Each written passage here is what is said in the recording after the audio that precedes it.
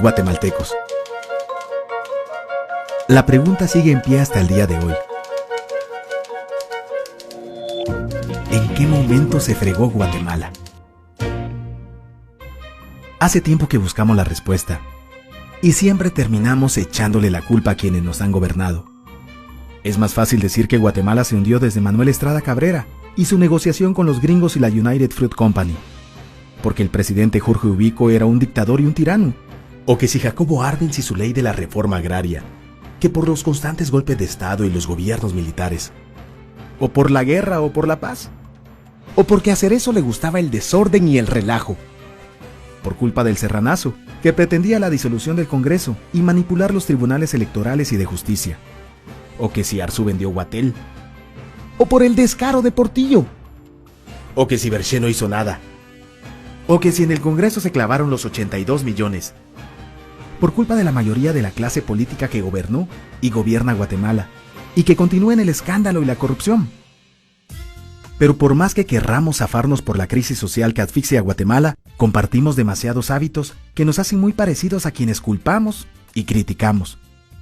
Porque aún compartimos que ser sinvergüenza debería ser parte del orgullo nacional. Somos bien chispudos y por eso compramos facturas para pagar menos impuestos. Ganamos nuestros trabajos no por nuestro esfuerzo o capacidad, sino porque tenemos un buen conecte. Nos colamos para que nos atiendan primero. Aceleramos en amarillo y nos pasamos el semáforo en rojo, porque así llegamos más rápido. Somos tan pilas que si no encontramos estacionamiento, nos parqueamos en el reservado para las personas discapacitadas. Robamos señal de cable, robamos agua, electricidad, y no nos consideramos ladrones. Reclamamos justicia y que no haya corrupción, pero le damos mordida a un policía para no tener problemas, o al juez para que abogue por nuestra causa. Jamás dejamos pasar a un peatón en la línea de cebra, porque en Guatemala el que no es chispudo no es nadie. Pero ¿por qué si somos tan chispudos le bocinamos a un semáforo en rojo? Como que el semáforo fuera a entender nuestra desesperación. ¿Por qué tiramos basura en la calle? Como que si la ciudad perteneciera a cualquiera menos a nosotros. ¿Por qué nos quedamos callados y no protestamos cuando los choferes cometen imprudencias? Y hasta nos hacemos cómplices de ellas. ¿Por qué estamos tan interesados en los chismes que salen en el peladero, en vez de preocuparnos por conocer algo de nuestra historia, de nuestra economía, nuestra literatura, o al menos saber cuáles son nuestros derechos más elementales? ¿Por qué sentimos que se nos hace un favor cuando un burócrata nos atiende? ¿Por qué cuando alguien hace algo bien decimos que parece que fuera de otro país, como si eso fuera mejor? ¿Por qué no nos sentimos orgullosos de nuestra diversidad cultural?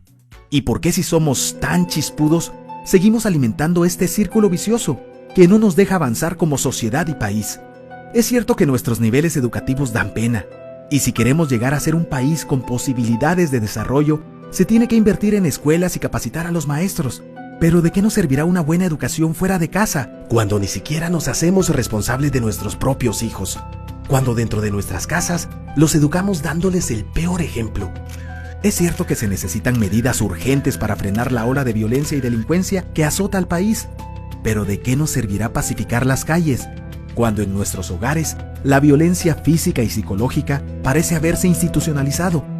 Es cierto que se necesita mejorar nuestro sistema judicial, pero ¿de qué servirá lograrlo cuando la mayoría de nosotros sigue avalando la ley del más fuerte, del más rico, del más vivo?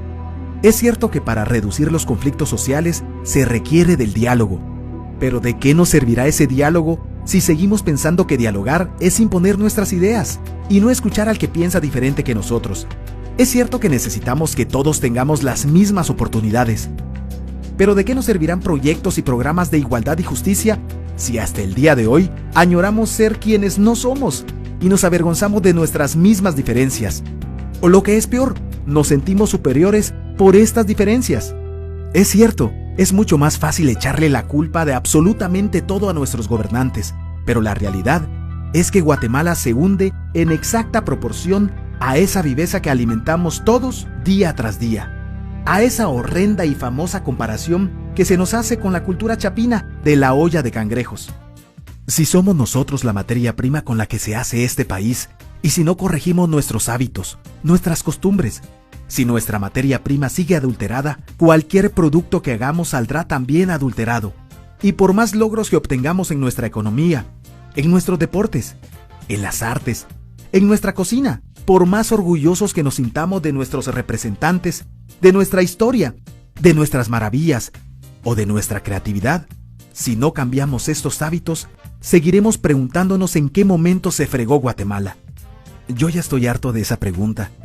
Estoy harto de ver cómo un país con tantas posibilidades y oportunidades, con tantas riquezas naturales y con tanta historia, tenga que seguir viviendo en el subdesarrollo, solo porque no nos creemos capaces de vivir de otra manera. Estoy harto de que nuestras desgracias continúen siendo un buen negocio, harto de que hablar mal de nosotros mismos se haya convertido en una rutina diaria, harto de que la unión hace la fuerza sea solo una frasecita trillada que no podamos aplicarla a nuestra vida.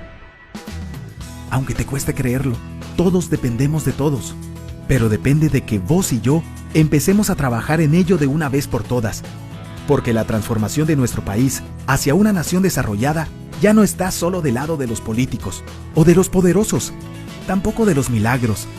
La transformación de Guatemala está en la capacidad que tengamos de hacernos responsables de nuestros actos y de rebelarnos en contra de nuestra viveza. La transformación de Guatemala está en ti y en mí, en todos.